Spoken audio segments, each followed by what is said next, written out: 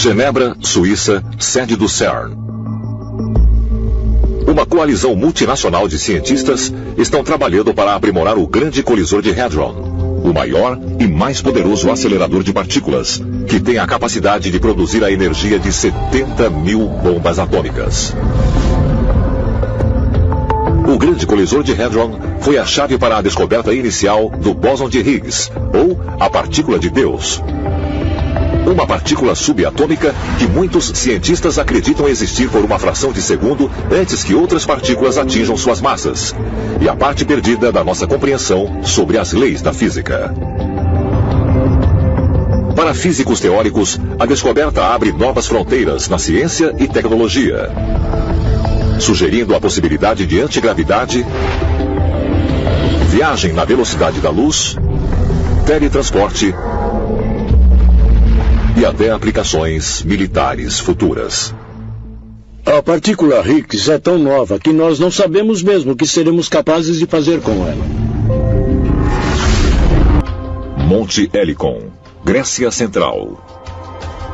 No sopé desta montanha, o poeta Hesíodo do século VI a.C.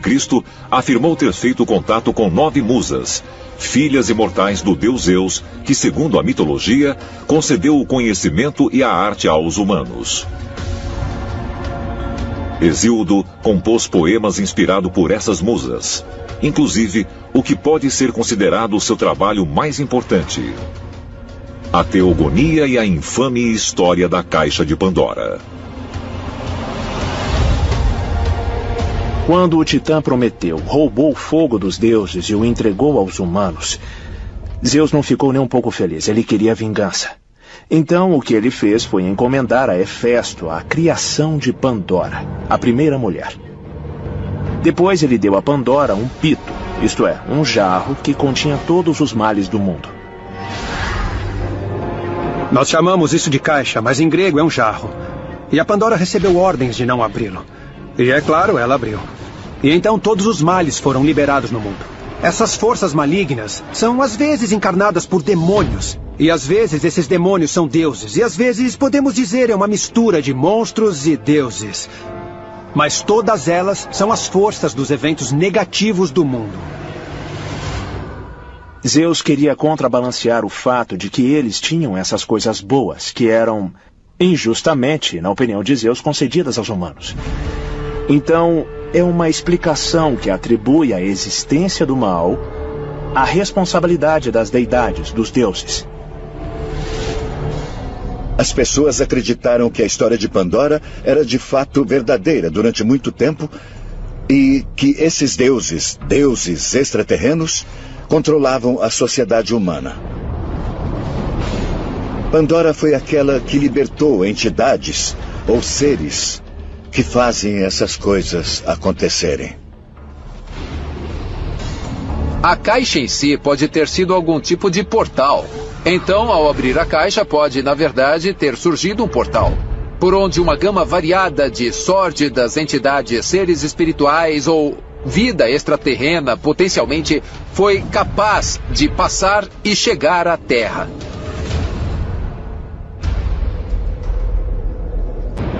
De acordo com as histórias bíblicas, o Apocalipse de João ou o Livro de Revelações, se pudesse enxergar além deste mundo o que realmente está acontecendo no Reino Celestial, então você poderia enxergar que existem forças atuantes e que o que estamos vendo na Terra é apenas a manifestação física de uma batalha sobrenatural que está em andamento. Eu acho que quando você estuda todas as evidências, as guerras, o sofrimento, tudo isso foi realizado por grandes entidades extraterrenas. Eram chamados de deuses na Mesopotâmia e também no Egito. E depois isso se transformou em anjos e forças de Satã. Hoje nós os chamamos de extraterrestres, mas é de fato a mesma coisa. Deus é claramente uma entidade que não é desta terra. E por definição, um extraterrestre. De onde é que ele vem? Nós precisamos reconhecer que quando os antigos estão falando de Deus, não há outro termo que nós possamos usar para descrever essas experiências, a não ser como extraterrestre. Quando você olha para a história da Torre de Babel, é essencialmente uma história da humanidade desenvolvendo tecnologia e sendo como os deuses, sendo como nossos criadores extraterrestres. E, portanto, a humanidade estava, de algum jeito, prestes a alcançar um nível tecnológico. De outra literatura que nós temos, paralela à Bíblia, uma história muito mais profunda é contada. De acordo com esta antiga fonte, esta antiga tecnologia que eles descobriram era para alcançar o paraíso. A palavra Babel significa portal para Deus, um portal estelar, uma escada, uma torre e uma escadaria que alcançava o paraíso. E então, quando Deus viu que a humanidade estava construindo um portal estelar, isso foi demais. Bem, o que aconteceu depois? A força deve ser observada. Eles observaram, eles falaram um para o outro. Nós temos que descer para a terra para disparar um golpe sobre os construtores da torre. Mas que tipo de golpe? O texto bíblico é claro. Eles tocaram as mentes das pessoas e corromperam seu espírito de união. A história da Torre de Babel realmente tem a ver com uma decisão que os assim chamados deuses tomaram. Os seres humanos não deveriam apenas falar línguas diferentes, mas deveriam também lutar um contra o outro. É possível que seres de outros planetas estiveram cuidadosamente observando os avanços dos humanos e que intervieram, criando obstáculos como uma maneira de manter a humanidade longe de obter tecnologias poderosas? As coisas que são chamadas de Deus, de um lado, e Satã, diabo e demônios do outro. Para mim, quando eu leio o Gênesis, é exatamente a ideia de uma visitação extraterrestre. Tenho certeza de que há um Deus, não há dúvida disso, que há um poder superior. Mas em algum ponto da história, extraterrestres vieram a este planeta, nos criaram, talvez até terraformaram o planeta para que fosse adaptável à vida. Quando lemos os mitos de criação pelo mundo, uma das coisas que encontramos em todas essas histórias é a ideia de que os deuses buscaram criar um ambiente estável na Terra. A história do Gênesis pode ser vista como um guia passo a passo da terraformação da Terra. No primeiro dia, Deus e os deuses criaram o universo. No segundo dia, os deuses criaram o firmamento. Isso é descrito como uma cúpula ou uma fronteira separando o céu da terra. Depois veio o aparecimento das plantas e dos animais e mais tarde dos seres humanos.